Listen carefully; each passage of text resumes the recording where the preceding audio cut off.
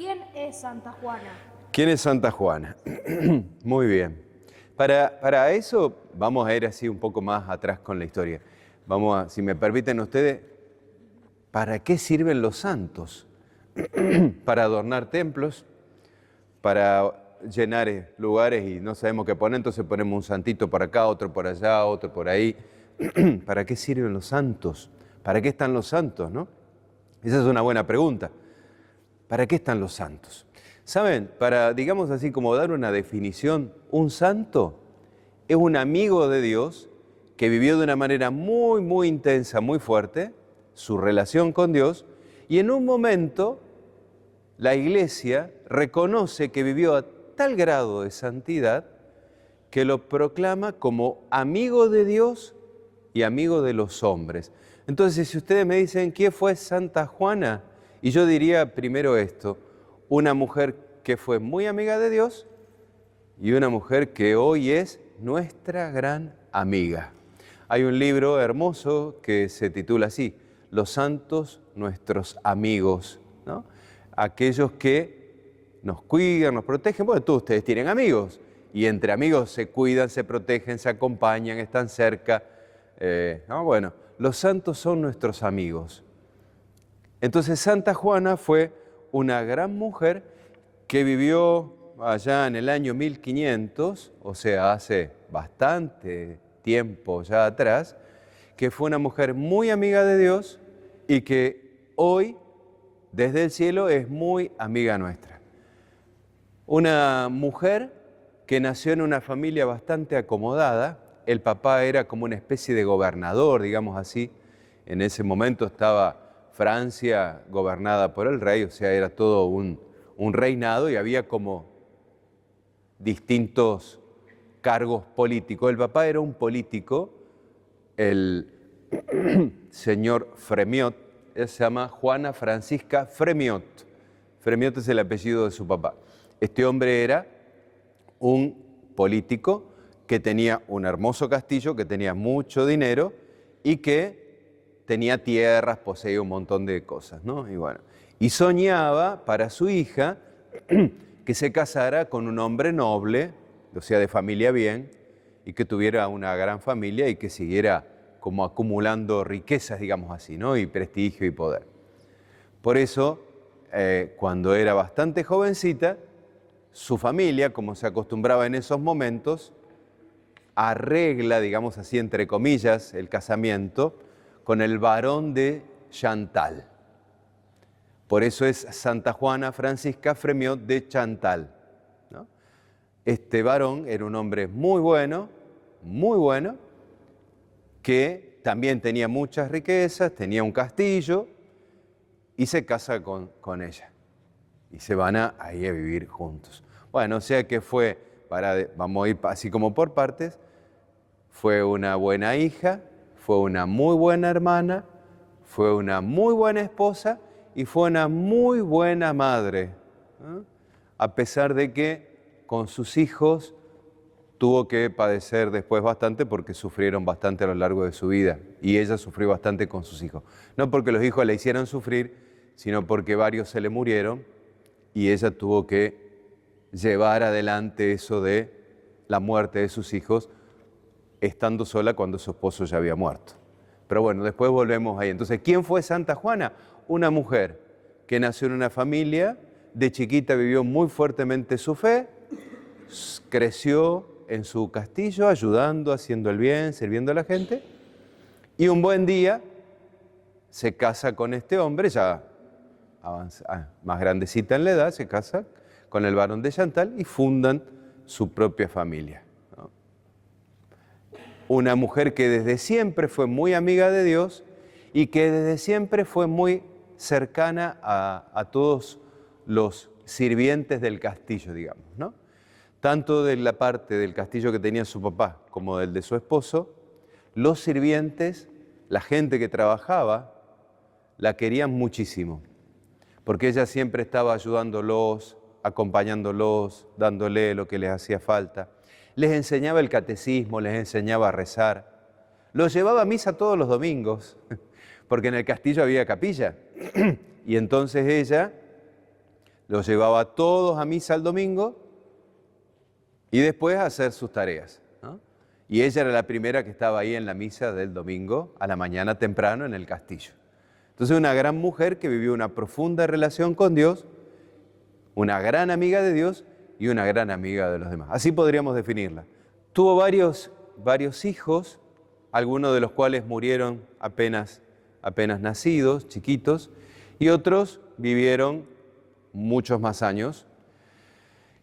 El esposo, en esa época los que vivían en los castillos salían a cazar, hacían cacerías entre varios, y un día un amigo por accidente le dispara al barón de Chantal, a su esposo, y queda gravemente herido, lo llevan al castillo y se está muriendo porque la herida era bastante grave.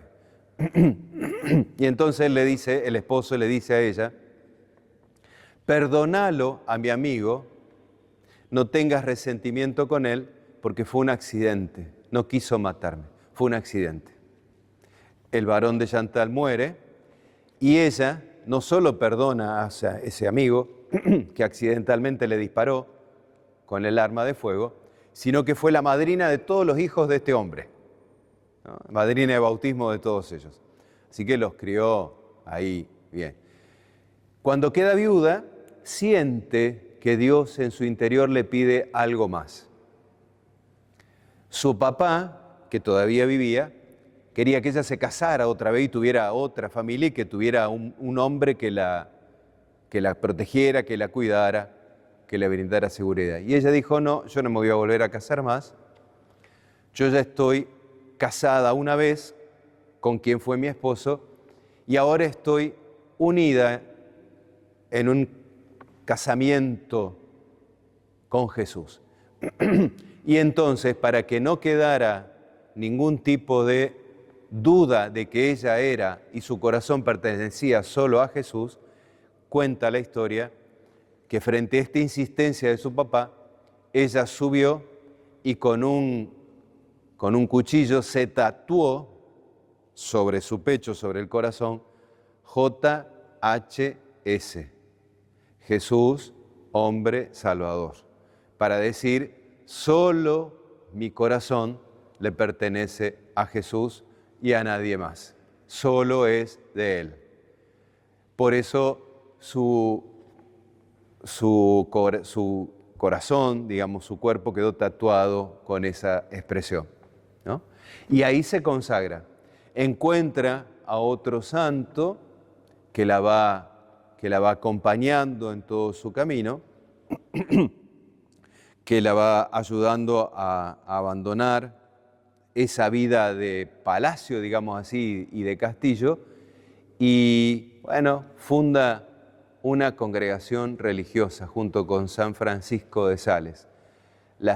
Se llaman las Hijas de la Visitación, ¿no?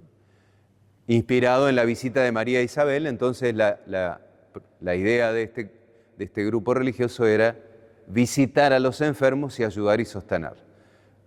Cuando Francisco de Sales se muere, ella se encuentra con San Vicente de Paúl y los dos juntos siguen trabajando en esto de la asistencia de los pobres. Bueno, ella funda esa congregación religiosa, de la cual varias de otras santas que tenemos nosotros aquí son hijas.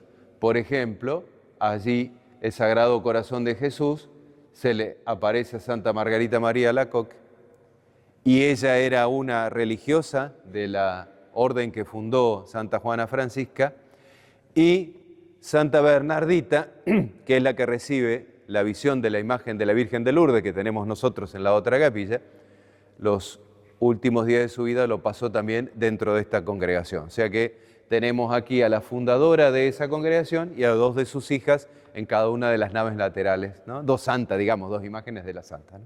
Así que bueno, ella dedicó toda su vida a eso, bueno, y muere santamente. Y una de las cosas que recién hablábamos con Ricky, antes que llegaran ustedes, mientras armaba todo, es que la santidad, cuando uno la vive, no solo hace bien al alma, sino que todo queda como empapado. Y el cuerpo de esta santa hasta el día de hoy se conserva incorrupto, es decir, no se disolvió, no se destruyó. Tampoco le han hecho ningún tipo de tratamiento tipo momia o algo así de conservación. Se conserva intacto, incorrupto, por el grado de santidad que esta mujer alcanzó. De hecho, nosotros tenemos aquí, al costadito, la reliquia, que está en ese cuadrito. Adentro de todo ese adorno de bronce hay un trocito que en latín dice escrito ex carnis Santa Juana Francisca. Ese pedacito que tenemos ahí, que parece como un pedacito de ladrillito cuadrado, es un trocito de la carne de la santa que está intacto. Y no es que le hayamos hecho algo ni se le produjo, no, solito. Por la santidad está ahí, por eso está ahí al costadito, ¿no? Y esta reliquia está acá con una carta certificada que la mandaron desde Francia diciendo esta reliquia es auténtica y original. Y llegó acá a la parroquia en 1940 y algo. Y estaba allí guardada en un armario, bueno, y la sacamos y la pusimos acá porque tiene que estar al lado de la santa, porque las reliquias también tienen una función. Después al final se lo explico. Su papá, su mamá eran hombres muy creyentes y muy serviciales y muy religiosos. O sea que su primer ejemplo fue su propia familia. Después encontró a este sacerdote que les decía, Francisco de Sales, un santo, San Francisco de Sales también, que la fue acompañando y la fue guiando en su camino de discernimiento vocacional. Ella tuvo que ir descubriendo qué le iba pidiendo Dios y este santo hombre le ayudó muchísimo para ir diciéndole, mirá, Santa Juana, o Señora Juana, como se decía en ese momento, tu camino va por acá, Dios te está pidiendo esto. Seguí el modelo de María, le decía a él, ¿no? Seguí el modelo de María. Por eso cuando funda la congregación religiosa es la visitación. María que visite a Isabel, porque la va a ayudar, porque Isabel necesita ayuda. Entonces la orden de la visitación es ayudar. Entonces, ¿a quién siguió ella? Bueno, tenía su mirada en Jesús, en la Virgen, y sobre todo fue acompañada y mucho ayudada por este santo Francisco de Sales. Y después San Vicente de Paúl, que también fue un gran hombre que trabajó mucho por la caridad, ¿no? Y por los más pobres. En aquel momento habría que ponerse a registrar las actas y ver. Uno de los que leí fue una de sus religiosas que se estaba muriendo de una neumonía y el médico dijo ya no tiene más remedio, se muere de neumonía, y le trajeron una reliquia de la santa, se la pusieron y esa mujer se recuperó milagrosamente inmediatamente de su enfermedad. Ese es uno de los que me acuerdo que está en un libro muy, muy antiguo, pero los otros no me los acuerdo, porque no había tanto registro como hay ahora y no había tanta comunicación como tenemos ahora nosotros. Están guardados en un imagínense, ahí en el Vaticano, en donde están todas las causas de los santos, deben estar por ahí adentro. Pero uno que me acuerdo que leí es ese, de una de sus hermanas, de sus hijas de la congregación, que se estaba muriendo de una neumonía y le pusieron la reliquia de ella y se sanó. Fue canonizada en el año 1767. Murió en el 1641 y fue canonizada en 1767. ¿Por qué es la patrona del pueblo? Qué interesante. Ustedes saben que cuando se fundaban los pueblos, normalmente, cuando se hacía la traza del pueblo, la traza es la división de las calles y las cosas, se asignaban lugares específicos a espacios. La iglesia, la comuna, la policía y esos lugares. Bueno, cuando se asignó toda esta manzana era de la iglesia, digamos así. Después por X causa se fue vendiendo porque necesitaban para construir este gran templo. Pero toda la manzanera. Y cuando se daba el lugar, se le decía, bueno, ahora elijamos un santo o una santa.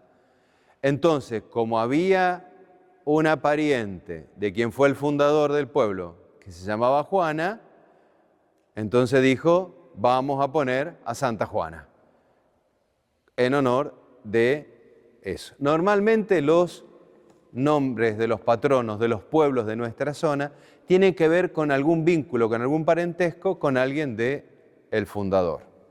Entonces aquí, de quien, como no hay fundación, pero sí está la traza del pueblo, un familiar de quien hizo la traza del pueblo era Juan y dijo, la patrona va a ser Santa Juana Francisca. Y así fue como llegó Santa Juana Francisca como patrona a nuestro lugar, a nuestro pueblo. ¿Quién más? Dale. Todos podemos ser santos. Y eso me lo tendrían que responder ustedes. ¿Qué les parece? ¿Que sí o que no? Sí. Y claro que sí.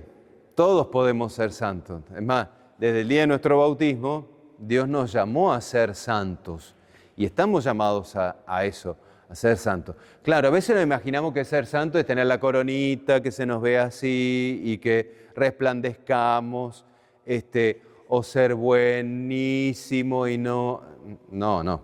Si miramos la vida de los santos, vamos a descubrir que fueron personas de carne y hueso como cualquiera de nosotros, que tuvieron sus luchas, que tuvieron sus problemas, que tenían su temperamento y tenían su carácter. Fíjense, Santa Juana era una mujer de un temperamento muy fuerte, muy fuerte. No era una señora mansita, así sumisa, no, tenía un temperamento muy fuerte. Cuando ella decide, miren, esta anécdota le muestra lo que era esta mujer, ¿no? Cuando ella decide irse a fundar la congregación, una de sus hijas estaba casada y tenía hijos. Y le quedaba el hijo menor, que todavía no se había casado y estaba en la casa al cuidado de ella. Y ella les dice a la familia, me voy a ir a fundar una congregación. Y el hijo le dice, vas a tener que pasar por arriba mío si querés fundar. Y se acostó en el umbral de la puerta que daba a la calle, para que la madre no se fuera de la casa. ¿Qué les parece que hizo Santa Juana? Se levantó el vestido, pasó por encima de su hijo y se fue, llorando, pero se fue. O sea, miren el temple de esta mujer. Y uno diría, qué mala madre, ¿no? Podría pensar uno, qué mala madre, dejó a su hijo ahí, pasó por encima.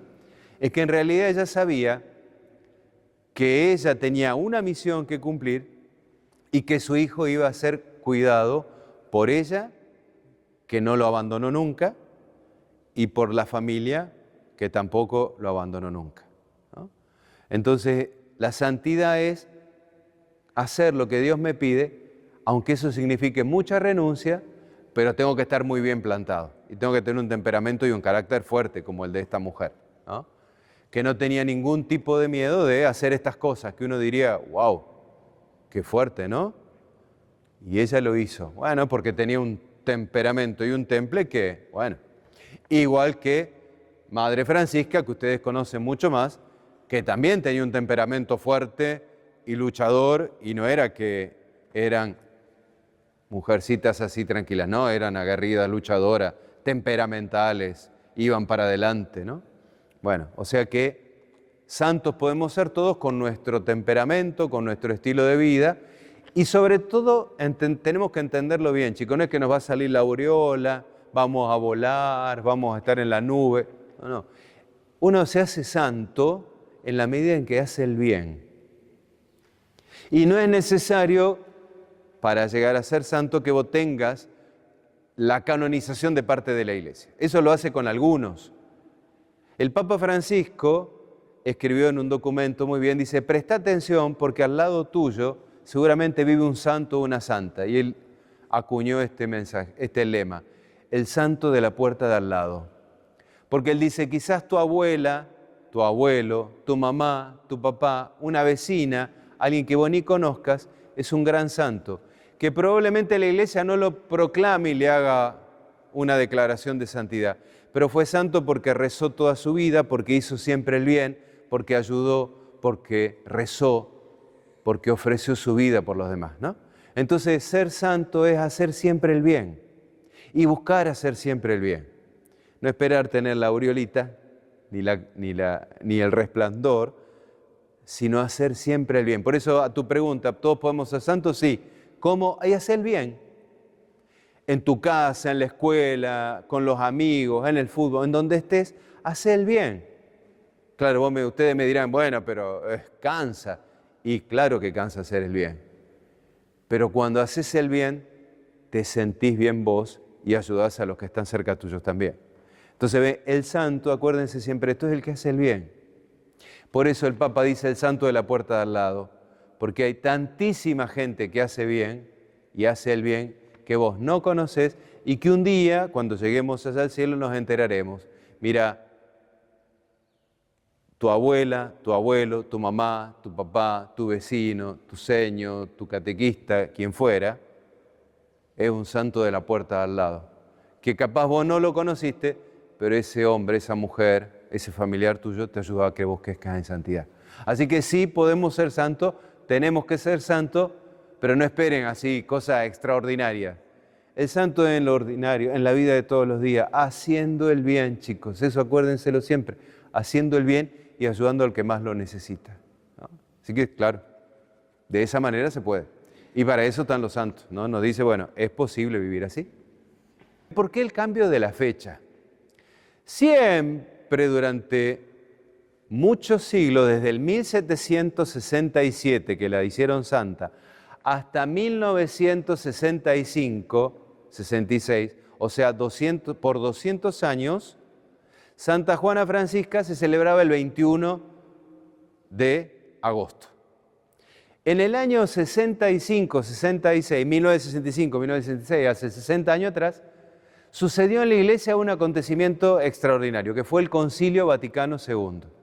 Se reunieron todos los obispos del mundo con el Papa, que lo llamó, y le dijo, vamos a reordenar un montón de cosas en la Iglesia, porque hacía por lo menos 500 años que no se reunían y ponían un poco de orden en un montón de cosas. Entre una de las cosas que hizo el concilio, que fue como una gran apertura para toda la Iglesia, fue permitir que en los lugares se empezara a celebrar misa de cara al pueblo.